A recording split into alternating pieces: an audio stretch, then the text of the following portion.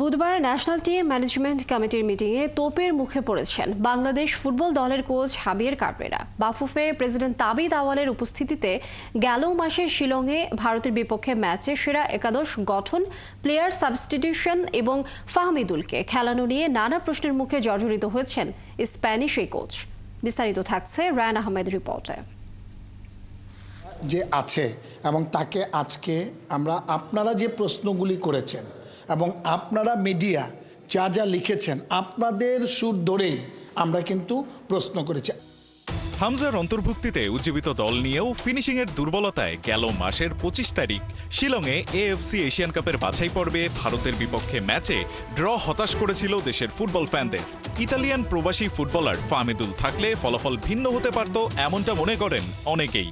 বুধবার national team management কমিটির বৈঠকে উঠে এসেছে ফাহমিদুল প্রসঙ্গ।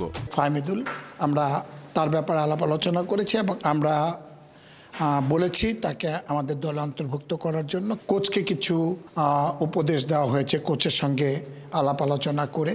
ড্র নিয়ে অখুশি ন্যাশনাল টিম ম্যানেজমেন্ট কমিটি প্রশ্ন তুলেছে ভারতের বিপক্ষে ম্যাচে কোচের বিভিন্ন ডিসিশন নিয়েও। খেলাযোগের অনুসন্ধান বের করেছে সেসব প্রশ্ন। ভারত যখন দুর্বল ছিল বাংলাদেশের অ্যাটাক আরও জোরদার করতে আলামিনকে কেন নামানো হয়নি, কোচ হাভিয়ার কাবরেরার কাছে এ প্রশ্ন তুলে চাওয়া হয়েছে ব্যাখ্যা। তাছাড়া ম্যাচে ডিফেন্ডার রহমত মিয়া যখন তেমন প্রভাব ফেলতে পারছিলেন না তখন কেন ইসা ফয়সালকে নামানো হয়নি তোলা হয়েছে সে প্রশ্ন। এর বাইরে টিম ম্যানেজমেন্ট কমিটি পরামর্শ দিয়েছে ফাহমিদুল প্রসঙ্গে বিতর্ক এড়াতে তাকে ক্যাম্পেইনে বাজিয়ে দেখার এবং যদি তিনি প্র্যাকটিসে আশানুরূপ ভালো করেন তবে ইমিডিয়েটলি জাতীয় দলে খেলার সুযোগ করে দেওয়ার, আর যদি না করেন তবে ভবিষ্যতের পরিকল্পনায় রেখে উন্নতির সুযোগ করে দেওয়ার পরামর্শও দেওয়া হয়েছে। এছাড়া জাতীয় দলে কাবরেরাকে সাপোর্ট দিয়ে প্লেয়ার সিলেকশন নিয়ে ভবিষ্যৎ বিতর্ক এড়াতে ন্যাশনাল টিম ম্যানেজমেন্ট কমিটি থেকে ৩ সদস্যের প্লেয়ার সিলেকশন কমিটি প্রস্তাবের ব্যাপারটাও করা হয়েছে খোলাসা।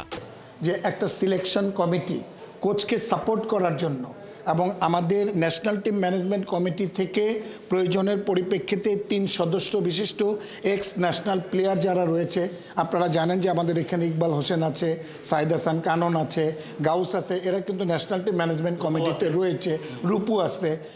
আমরা এই টাইপের প্লেয়ারদেরকে নিয়ে আমরা নেক্সট মিটিংয়ের আগেই আমরা আমাদের প্রেসিডেন্টকে আমরা বলেছি যে একটা সাপোর্টিং একটা সিলেকশন কমিটি।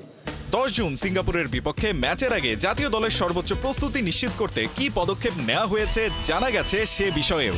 আমাদের যেহেতু আমাদের ঢাকাতে খেলা, যাতে করে তারা ঢাকায় আসে এবং সেই খেলাটা যাতে ঢাকায় হয় সেটার জন্য আমরা কয়েকটা দেশকে আমন্ত্রণ জানিয়েছি।